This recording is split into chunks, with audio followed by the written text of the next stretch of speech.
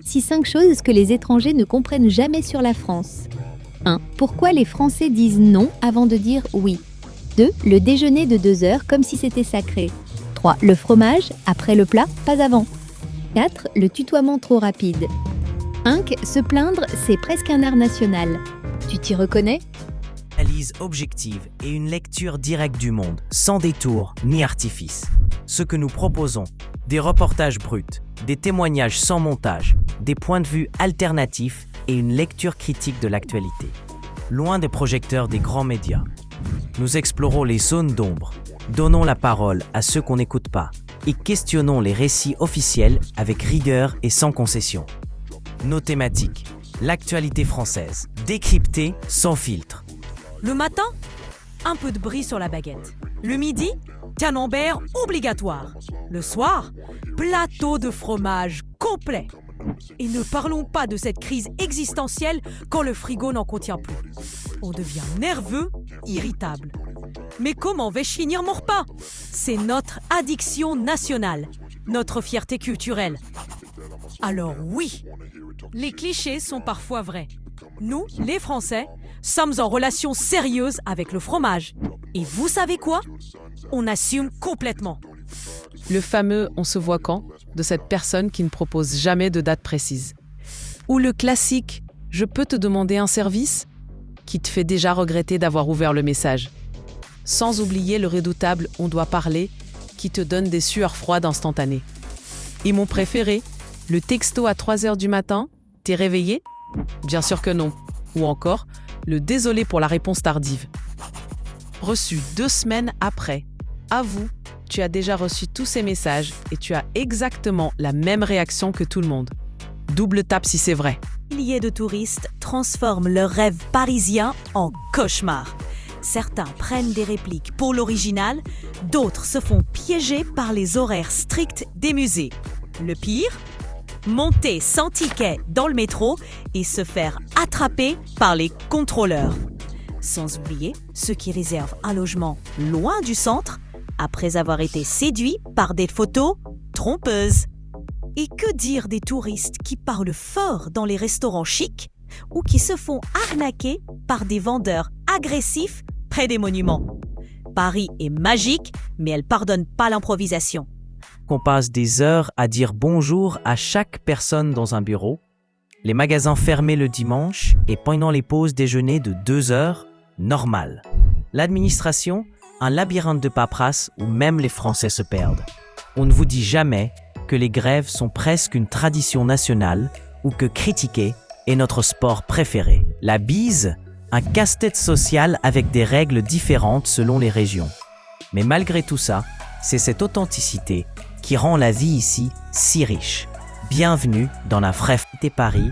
Le grand exode parisien n'est pas un mythe. Les prix immobiliers explosent pendant que la qualité de vie s'effondre. Métro bondé, pollution constante et cette sensation d'étouffement permanent. La pandémie a été le déclic pour beaucoup. Pourquoi s'entasser quand on peut télétravailler ailleurs ? Les villes moyennes offrent des logements spacieux pour moitié prix, plus de nature, moins de stress. Et contrairement aux idées reçues, la vie culturelle s'y développe rapidement. Paris reste magnifique à visiter, mais y vivre, de plus en plus de Parisiens répondent non. Le Français prend un crayon jaune et passe 2 heures à critiquer chaque meuble tout en notant les références. Mais c'est pas possible ces noms imprononçables. Il teste 17 canapés, mange des boulettes à prix mini et repart avec 3 plantes et des bougies qu'il n'avait pas prévu d'acheter. L'Américain arrive avec une liste précise, prend le chemin rapide, remplit un caddie géant de snacks suédois et s'émerveille devant les prix bas. Oh my god, this is so cheap! La différence ultime, le Français assemble son meuble en insultant la notice, l'Américain filme tout pour son TikTok, coupe la parole et dit « Non mais en fait, toutes les 2 phrases ». Le Marseillais arriverait en retard mais avec le sourire et une bouteille de pastis. Le ch'ti te serrerait dans ses bras dès la première rencontre et t'appellerait « Mine Bilout ». Le Corse te fixerait intensément avant de te raconter l'histoire de son village depuis 1789. Le Toulousain parlerait si lentement que tu aurais le temps de préparer un cassoulet. Et le Québécois? Il ne serait même pas invité, mais débarquerait quand même avec sa poutine en criant « Tabarnak ». Quel accent te ressemble le plus? De la balle sera de 5 à 6 secondes. Ils devront attendre qu'il soit sur l'estrade et qu'il ait commencé son discours. Comme ça, il sera statique et donc plus vulnérable. Ce tir nécessitera une arme de gros calibre, la balle sera artisanale en alliage de bronze usiné sur tour numérique. En réduisant légèrement le coefficient balistique, elle pénètre mieux, c'est du moins ce que je ferai. On a de la doucette. La doucette, à 2 km, elle... On est là au moins 18 heures. 20 heures. Putain. Tu crois qu'il y a... Je ne suis rien. Sans mon fusil, je ne suis rien. faut vraiment être dans un contexte de guerre. Vous entendez combien de balles réelles? Vous devez surmonter votre peur. C'est un super combat, mais ça représente que 10% de la mission qu'on doit effectuer. Il doit être très bon en combat, il doit être très bon en topographie, en renseignement. Vous répéterez après moi. Ceci est mon fusil. Ceci est mon fusil. Il y en a beaucoup comme lui, mais celui-là, c'est le mien. Il y en a beaucoup comme lui, mais celui-là, c'est le mien. Sans mon fusil, je ne suis rien. Sans le savoir, c'est le seul ami que vous pouvez avoir. On lui parle, des fois, pour rigoler entre nous. On nous a tous appris ceci. Tu ne tueras point. Mais moi, je vous le dis, cette phrase, c'est de la connerie.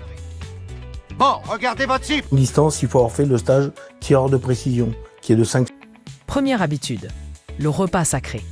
Les Français prennent le temps de savourer chaque bouchée, sans écran, ce qui améliore la digestion et réduit le stress. Deuxième secret, la marche quotidienne. Intègre 20 minutes de marche dans ta journée, comme les Français, et tu verras ta créativité et ton humeur s'améliorer instantanément. Enfin, l'art de l'apéritif. Ce moment de connexion sociale avant le dîner renforce tes relations et ton bien-être mental. Ces 3 rituels simples ont transformé ma vie et pourraient transformer la tienne. Laquelle vas-tu adopter dès aujourd'hui?